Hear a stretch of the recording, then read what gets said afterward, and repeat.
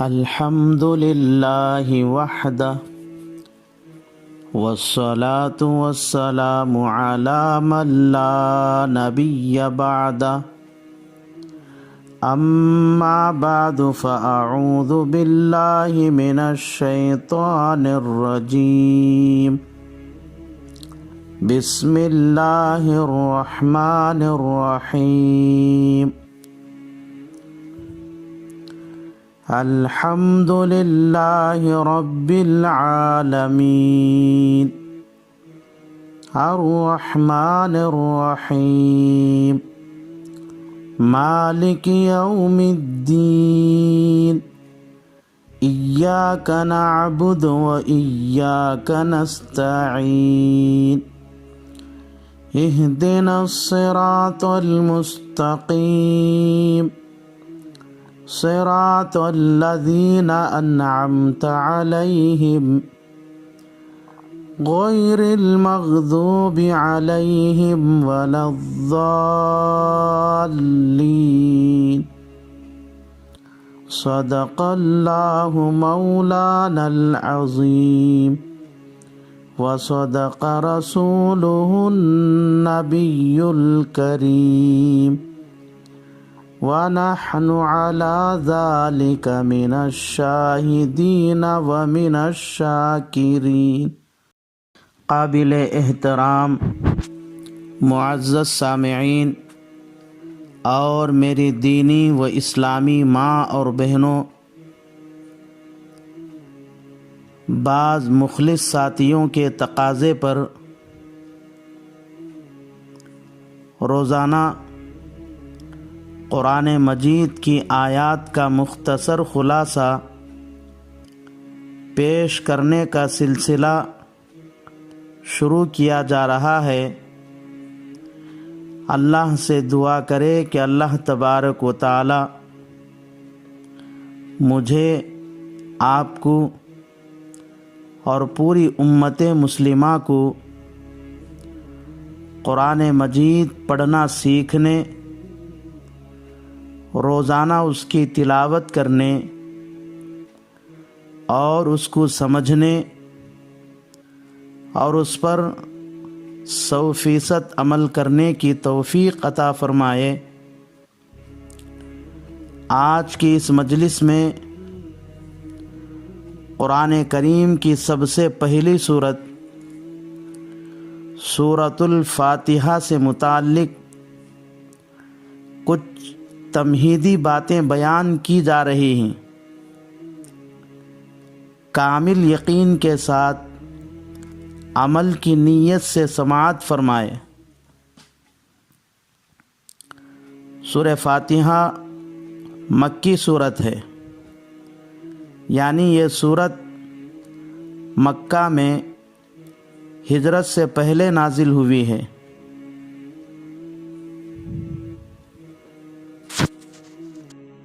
سب سے پہلے سورہ اقرا کی ابتدائی چند آیتیں نازل ہوئیں، اس کے بعد قرآن مجید کی 114 سورتوں میں سورہ فاتحہ پہلی سورت ہے جو بسم اللہ الرحمن الرحیم کے ساتھ پوری سورت ایک ہی بار نازل ہوئی ہے،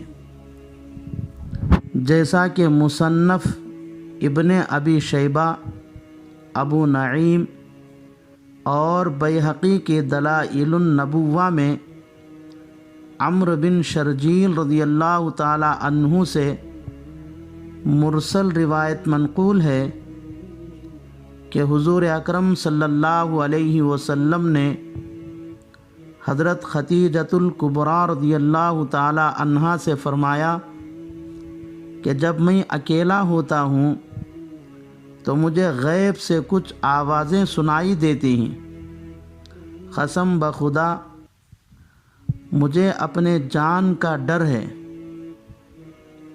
یہ سن کر حضرت خدیجہ رضی اللہ تعالی عنہا نے آپ صلی اللہ علیہ وسلم کو تسلی دیتے ہوئے فرمایا کہ اللہ کی پناہ، اللہ آپ کو کبھی ایسا نہیں کرے گا،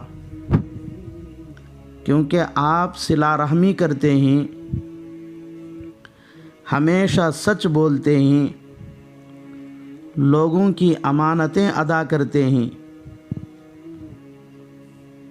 یہ گفتگو چل ہی رہی تھی، اتفاق سے ٹھیک اسی وقت وہاں صدیق اکبر حضرت ابو بکر رضی اللہ تعالی عنہ تشریف لائے، تو حضرت خدیجہ رضی اللہ تعالی عنہا نے کہا، ابو بکر تم محمد صلی اللہ علیہ وسلم کو ورقہ کے پاس لے جاؤ۔ ورقہ بن نوفل تورات اور انجیل کے عالم تھے، اور حضرت خدیجہ رضی اللہ تعالی عنہا اور محمد صلی اللہ علیہ وسلم کے خاص آدمی تھے، اور مصیبت اور تکلیف کے وقت اپنے خاص آدمی کے پاس جا کر اپنی تکلیف اور پریشانی سنانے سے دل کو تسلی اور سکون ہوتا ہے۔ اس لیے حضرت خدیجہ رضی اللہ تعالی عنہا آپ صلی اللہ علیہ وسلم کو صدیق اکبر کے ساتھ ورقہ بن نوفل کے پاس لے کر گئیں، اور ورقہ بن نوفل نے رسول اللہ صلی اللہ علیہ وسلم سے آپ کا حال معلوم کیا، تو آپ صلی اللہ علیہ وسلم فرمانے لگے، اذا خلوت وحدی سمعت نداء خلفی یا محمد یا محمد فانطلق ہاربا فی الارض۔ جب میں تنہا ہوتا ہوں تو پیچھے سے غیبی آواز یا محمد کی سنائی دیتی ہے، جس کی دہشت سے میں بھاگنے لگتا ہوں۔ ورقہ بن نوفل نے کہا، لا تفعل اذا اتاک فاثبت حتی تسمع ما یقول۔ آپ ایسا مت کیجئے، بلکہ جب وہ آواز سنائی دے تو رک کر پوری بات سنیے۔ ثم یأتنی فاخبرنی، اس کے بعد میرے پاس آ کر مجھے اس کی خبر دیجیے۔ پھر جب حضور اکرم صلی اللہ علیہ وسلم جب ایک جگہ اکیلے تھے تو آواز آئی، یا محمد قل بسم اللہ الرحمن الرحیم الحمد للہ رب العالمین حتی بلغ ولا الضالین۔ اے محمد یہ پڑھیے، بسم اللہ الرحمن الرحیم الحمد للہ رب العالمین، آخر تک پڑھایا۔ اس کے بعد کہا، قل لا الہ الا اللہ۔ آپ لا الہ الا اللہ کہیے۔ رسول اللہ صلی اللہ علیہ وسلم ورقہ کے پاس آئے اور سب کچھ تفصیل بتائی۔ ورقہ نے آپ کو خوشخبری سناتے ہوئے کہا، اے محمد آپ کو مبارک ہو، مبارک ہو۔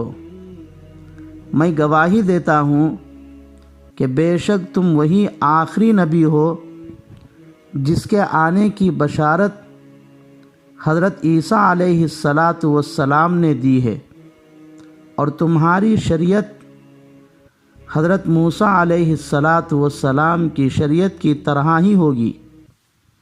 اور میں گواہی دیتا ہوں کہ تم اللہ کی طرف سے بھیجے گئے نبی ہیں۔ یہ ساری تفصیل تفسیر قرطبی جلد نمبر 1 صفحہ نمبر 2 پر موجود ہے۔ چونکہ سب سے پہلے اقرأ بسم ربک الذی نازل ہوئی تھی، جس میں یہ حکم تھا کہ اللہ کے نام سے پڑھو۔ اس لیے اس کے چند دن بعد بسم اللہ الرحمن الرحیم کے ساتھ پوری سورہ فاتحہ نازل ہوئی تاکہ بندے اللہ کے حکم کے مطابق اللہ کے نام سے ہی پڑھ سکے۔ دوسری بات، سورہ فاتحہ میں 7 آیتیں ہیں۔ بعض لوگوں نے 6 لکھا ہے، بعض لوگوں نے 8 لکھا ہے، لیکن صحیح بات یہ ہے کہ سورہ فاتحہ میں 7 آیتیں ہیں۔ چنانچہ ارشاد ربانی ہے وَلَقَدْ آتَيْنَاكَ سَبْعًا مِّنَ الْمَثَانِي۔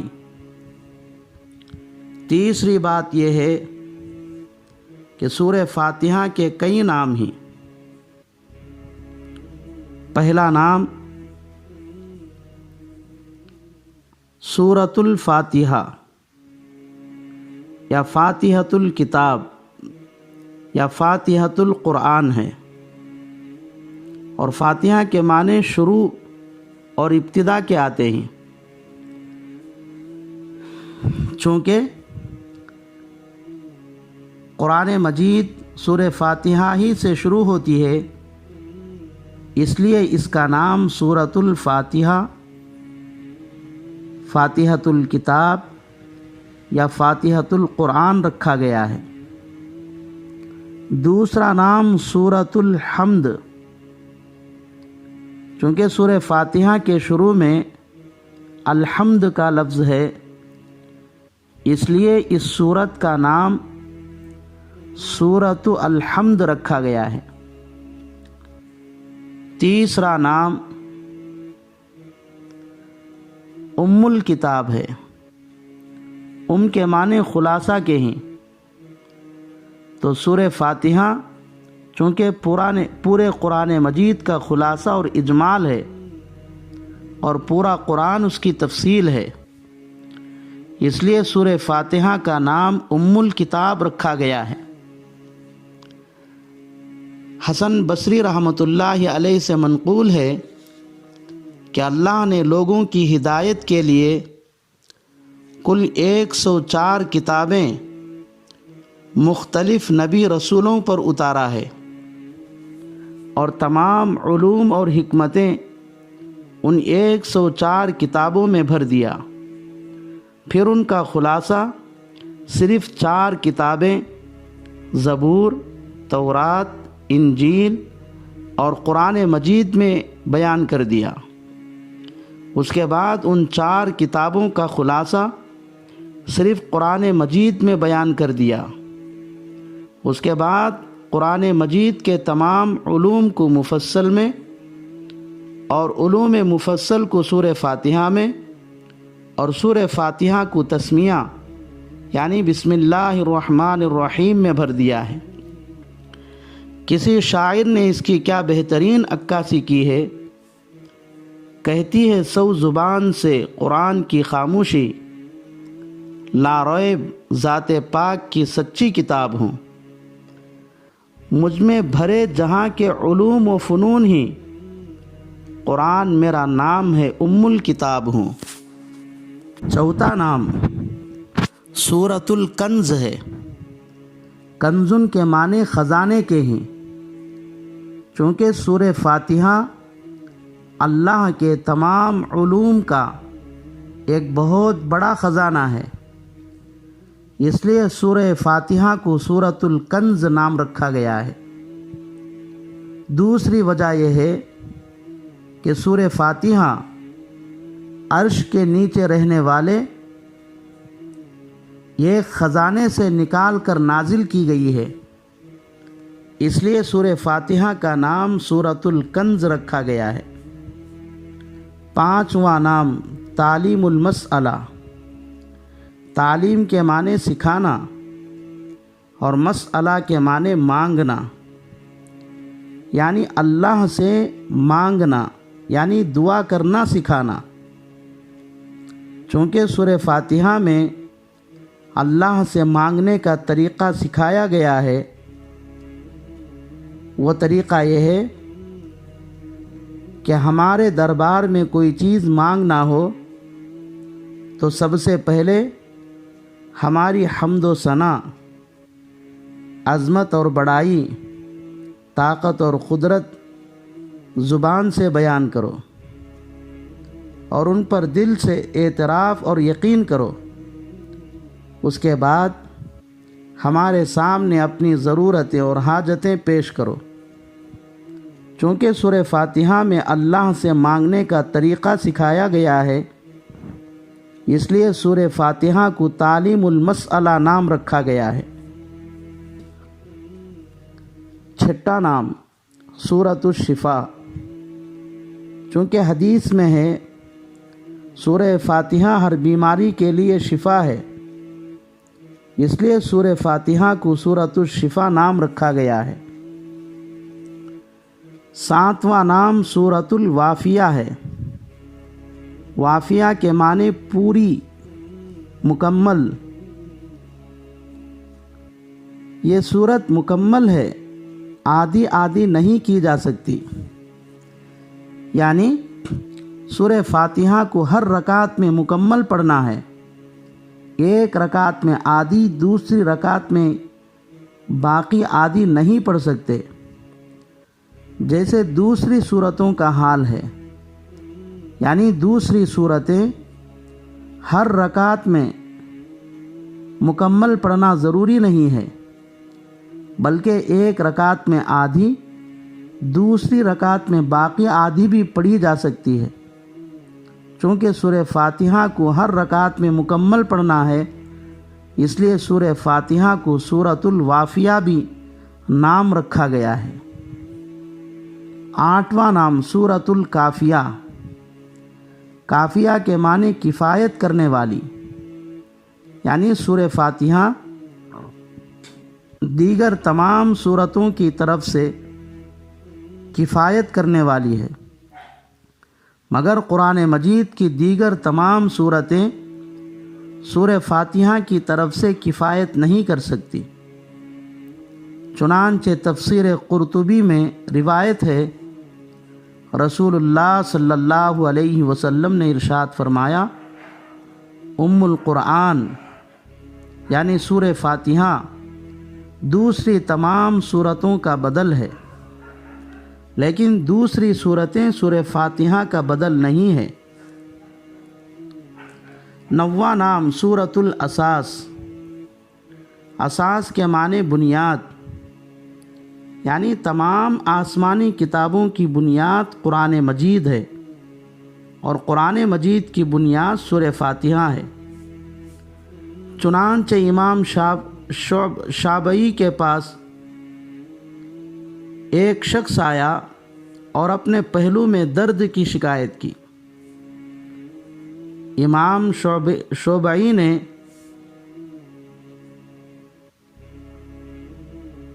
اس سے کہا، اساس القرآن سورۃ الفاتحہ پڑھ۔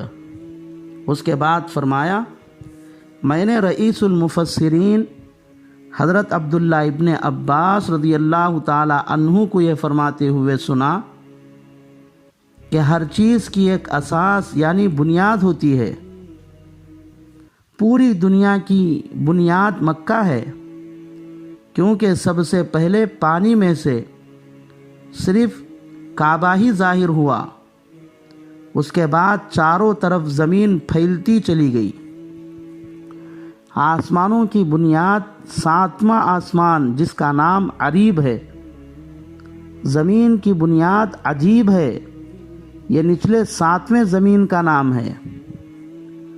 جنتوں کی بنیاد جنت عدن ہے، یہ جنتوں کی ناف ہے، اسی پر جنت کی بنیاد رکھی گئی ہے۔ آگ کی بنیاد جہنم ہے، یہ سب سے نیچے والا طبقہ ہے۔ انسان کی بنیاد حضرت آدم علیہ السلام ہی، حضرت آدم ہی کے ذریعے انسانی نسل وجود میں آئی ہے۔ نبیوں کی بنیاد حضرت نوح علیہ السلام ہی، بنی اسرائیل کی بنیاد حضرت یعقوب علیہ السلام ہی، تمام آسمانی کتابوں کی بنیاد قرآن مجید ہے، اور قرآن مجید کی بنیاد سورہ فاتحہ ہے، اور سورہ فاتحہ کی بنیاد تسمیہ یعنی بسم اللہ الرحمن الرحیم ہے۔ جب تو بیمار ہو یا تجھے کوئی تکلیف پہنچے تو سورہ فاتحہ پڑھ، تجھے شفا ملے گی۔ 10واں نام سورۃ المثانی، مثانی کے معنی دہرانا۔ چونکہ سورہ فاتحہ ہر رکعت میں دہرائی جاتی ہے، اس لیے سورہ فاتحہ کا نام سورہ المثانی رکھا گیا ہے۔ اللہ سے دعا ہے کہ اللہ تبارک و تعالی تمام مسلمانوں کو قرآن مجید کو پڑھنا سیکھنے، روزانہ اس کی تلاوت کرنے، اس کو سمجھنے، اس پر عمل کرنے اور اس کو دوسروں تک پہنچانے کی توفیق عطا فرمائے۔ آمین۔ وآخر دعوانا ان الحمد للہ رب العالمین۔